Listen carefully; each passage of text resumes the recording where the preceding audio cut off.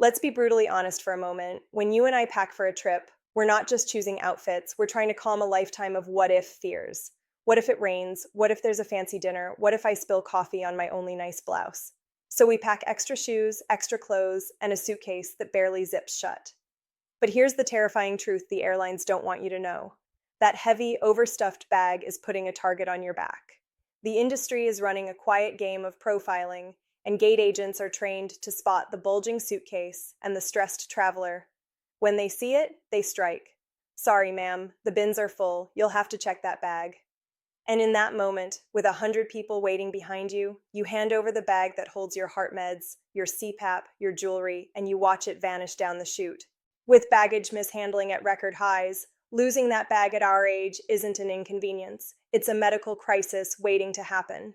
Today, I'm going to show you how to make yourself invisible to those gate agents. We're going to stop packing for what if and start packing for reality. For those new here, hello, I'm Mila. I spent 15 years in a flight attendant uniform at 35,000 feet, and I've seen the best of travel, but I've also watched the panic when someone realizes their medication is now somewhere between Chicago and London. I call myself your guardian in the skies because I saw my own parents traveling with outdated habits that put them at risk.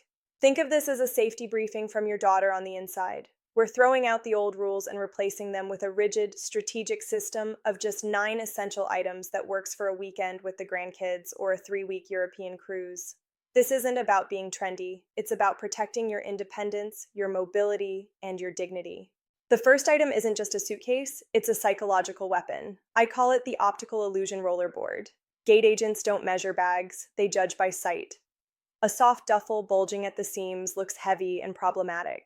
A sleek hardshell case that keeps its shape looks efficient even when full. I once watched an older couple headed to Rome get stopped because the husband's beautiful leather bag bulged just enough to fail the sizer. They were forced to check it and pay $75 on the spot, and their dream trip started with frustration. So here's the rule. Buy a hard-sided polycarbonate case, deliberately undersized at about 21 inches tall. That 1 inch makes all the difference. It must have 4 spinner wheels so it glides beside you without twisting your spine, and it must weigh under 7 pounds empty. Pack it, then practice lifting it over your head at home. If you can't lift it yourself, you can't bring it. This bag is your shield, and once you choose it wisely, everything else becomes possible. Once you have the right rollerboard, the second item becomes your lifeline. It's your personal item, but think of it as your medical and document firewall. This bag never leaves your side from the moment you walk out your door until you reach your hotel. Airlines quietly hope you scatter critical items between bags, because if they force check your roller and lose it, their liability drops. If your life-saving meds are in that larger bag, you're gambling with your health. I'll never forget a flight from New York to Seattle. A man in his late 60s grew sweaty, irritable, and confused an hour after takeoff. He was type 1 diabetic. His emergency kit was in his rollerboard, which had been gate-checked at the last minute. We had a full medical emergency at altitude and nearly diverted, all because his lifeline was in the cargo hold. Don't let that be you.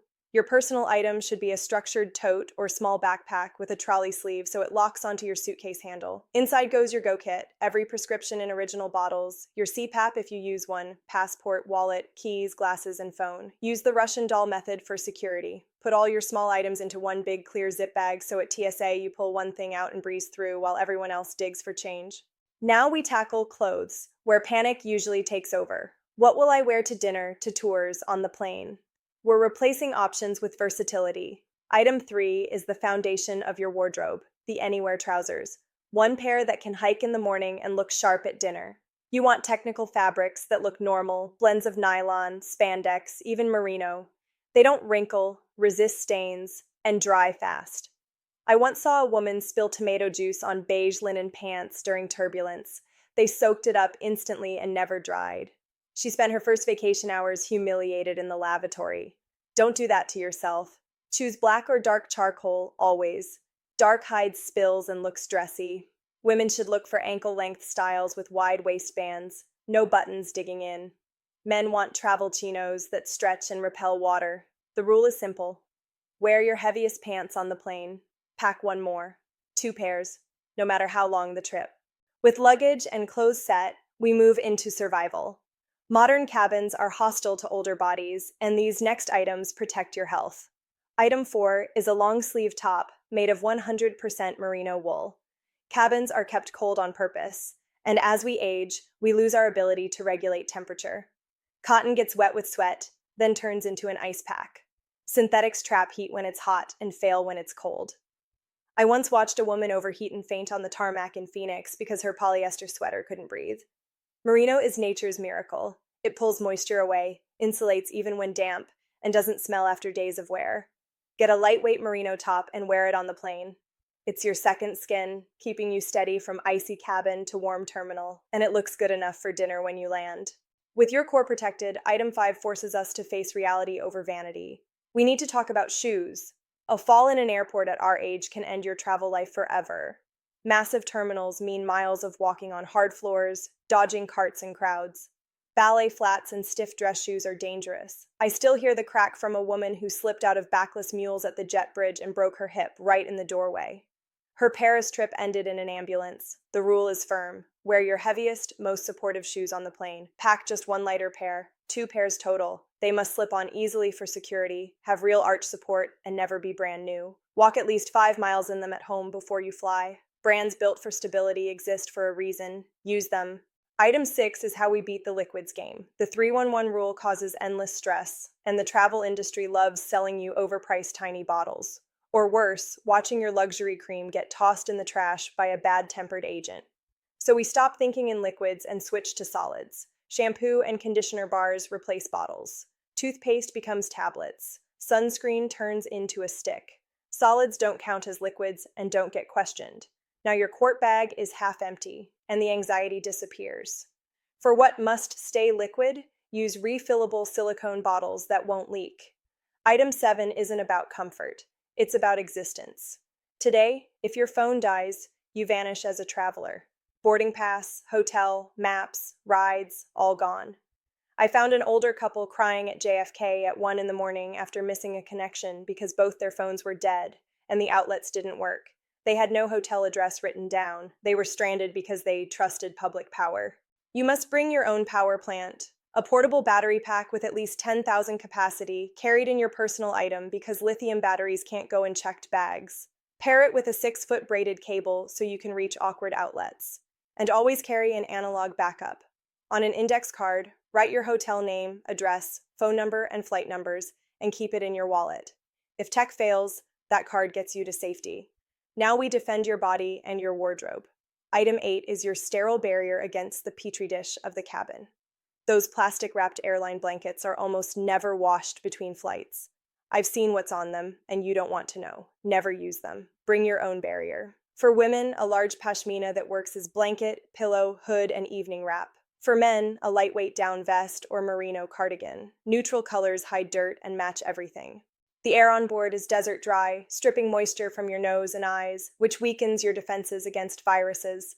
Add nasal saline spray and lubricating eye drops to your kit, and use them regularly. This isn't about comfort, it's about landing healthy. And finally, item 9, the secret that makes all of this work. This is how you travel for weeks with just 2 pairs of pants. We're breaking the mental rule that says 14 days means 14 outfits. No, it means 4 outfits and laundry.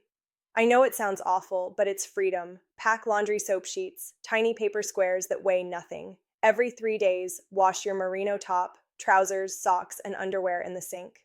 Swish, rinse, roll in a towel, hang overnight. Because you chose the right fabrics, they're dry by morning. You never run out of clean clothes, your bag stays light, and you stay mobile. That realization that you never run out of clean clothes changes everything. It means you're no longer dragging your entire wardrobe across the world. You're carrying a small, repeatable 4-day module that gives you endless fresh outfits without the weight. Your suitcase stays light, your shoulders stay relaxed, and your energy is saved for the moments that actually matter, not for wrestling a bag through endless terminals. This is what freedom feels like. Now I've stripped your packing down to the studs, and I know it feels scary. It goes against everything we were taught about being prepared. So let's talk about it together. In the comments, I want your pack rat confession. What's the one just-in-case item you always carry and never use? The cocktail dress, the 3rd pair of shoes, the travel iron. Say it out loud. Letting go starts with admitting it.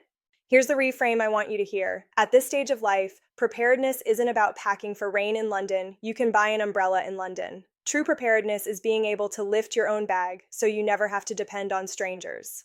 It's being able to walk briskly through an airport without 50 pounds dragging you down.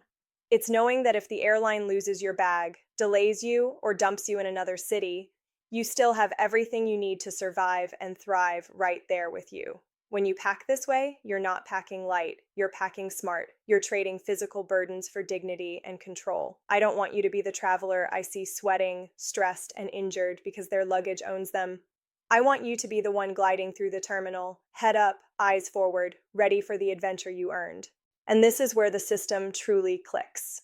Your optical illusion suitcase keeps you off the gate agent's radar. Your personal item protects your lifeline. Your versatile clothes erase outfit panic. Your merino layer keeps your body steady in brutal cabin conditions. Your shoes keep you upright and safe. Your solid toiletries end liquid stress. Your power bank keeps you alive in a digital world. Your sterile barrier keeps germs at bay. And your laundry ritual makes weeks of travel possible with days of packing.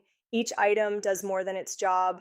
Together they form a system designed not for fashion or trends, but for resilience. A system that assumes things will go wrong and makes sure you're still okay when they do. That's the real secret. Airlines profit when you're overwhelmed and reactive. You win when you're calm and prepared. So before your next trip, don't start with the suitcase. Start with the mindset. Ask yourself, does this item give me freedom or does it tie me down? If it doesn't make you stronger, lighter, or more independent, it doesn't come with you. This is your time now. You've earned the right to travel without fear, without strain, and without dragging the past's habits behind you. You might be thinking this all sounds radical, even uncomfortable, but every traveler I've seen make this shift tells me the same thing afterward. They don't miss the extra stuff. They miss the stress they used to carry. The anxiety fades when you realize you can move easily, lift your own bag, and handle surprises without panic. That's when travel becomes joyful again. Remember, the airlines aren't built for your comfort or safety. They're built for efficiency and profit. When you show up overloaded, tired, and flustered, you're easy to push around. When you show up organized and mobile, you quietly take your power back. You stop being a problem passenger and start being an invisible one, the kind who glides past the gate desk without ever being singled out. This system also protects something deeper than convenience. It protects your confidence. There's a dignity in knowing you don't need help lifting a bag, that you can walk the terminal without pain, that you're not begging an agent for mercy if things go wrong. Independence is priceless, especially at this stage of life. I've watched too many people arrive at their destination already exhausted, already sore, already frustrated, as if the trip itself was an endurance test they barely survived. That should never be the case. Travel should be the reward, not the punishment. It should start the moment you leave your house, not 3 days after you recover in a hotel room. This way of packing doesn't just change what's in your suitcase, it changes how you feel when you move through the world. Lighter bags lead to lighter steps. Lighter steps lead to clearer minds. And a clearer mind lets you actually notice the places you've dreamed of seeing, instead of just collapsing into them. So take a deep breath. You don't have to do this perfectly the first time. Start by cutting your list in half. Then cut it again. Try one trip this way and see how it feels. I promise you, the moment you roll through the airport without strain, you'll wonder why you ever did it any other way. This isn't about deprivation. It's about choosing freedom over fear. It's about trusting yourself instead of packing for every imaginary disaster.